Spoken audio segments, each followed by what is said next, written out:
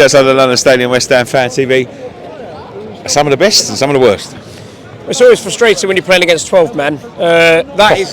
That's not the reason we lost, I'll say that, but it was frustrating because it felt like everything was going Arsenal's way, which was, like I said though, that wasn't the reason we lost. The reason we lost is we had an awful sort of 20-minute spell where everything just went wrong. The penalties, the defending. Have you seen the penalties back? Because I've literally just watched them. What are they? Look, the first one, it's a lazy leg from Paqueta. I don't know what he's doing. He doesn't look comfortable. So there's that. And the second one, he goes for the ball and he does punch him. But they probably were, but. Regardless, the other two, that first one, Kilman dives over, and it's just frustrating. It's just really, really poor defending and poor midfield mistakes, especially that midfield.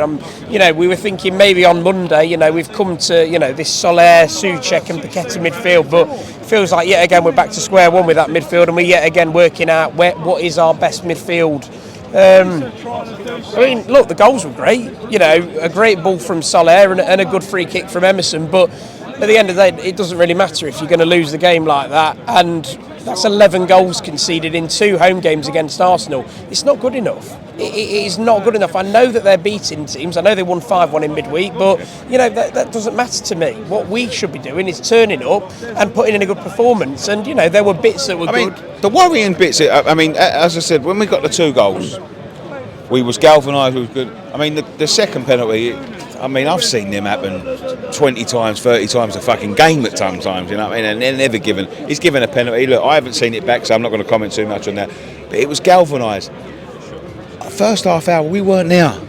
And that is the epitome of what's going wrong this season. We just was not in the game. They run us ragged for 30 minutes. We shouldn't have to concede 4 goals to start playing the game. I'm pretty sure that's such an obvious statement.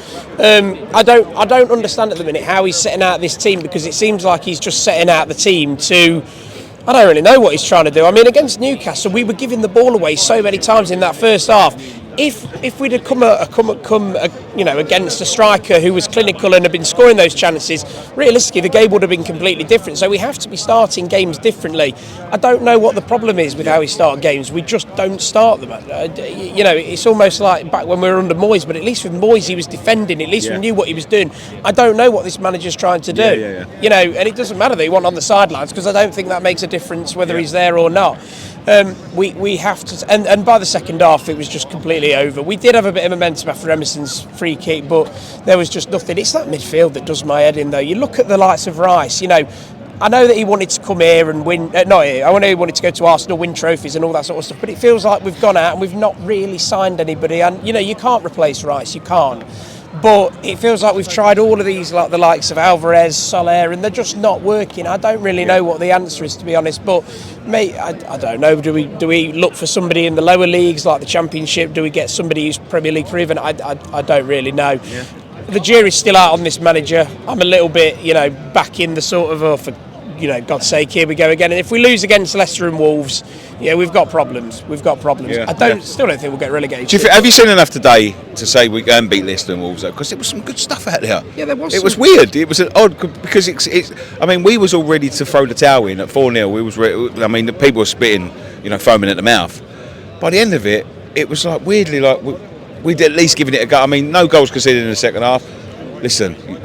Any game you lose 5-2, whether it be Arsenal, Man City or any, it's not good.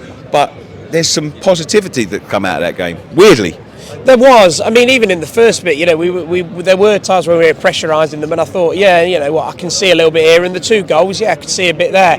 The second half, though, I don't really read much into the second half because, to be brutally honest, the game was done. Nobody cared about the game. Have I seen enough? You look at Wolves and Leicester, they're 2 poor teams, they've both lost today, so yes, I think I've seen enough that we can beat them, but not necessarily because we've been great, just because they are so poor. I think it would be shocking if we didn't beat them. Yeah. Okay, fair enough, fair. Thank you very much. Cheers, mate.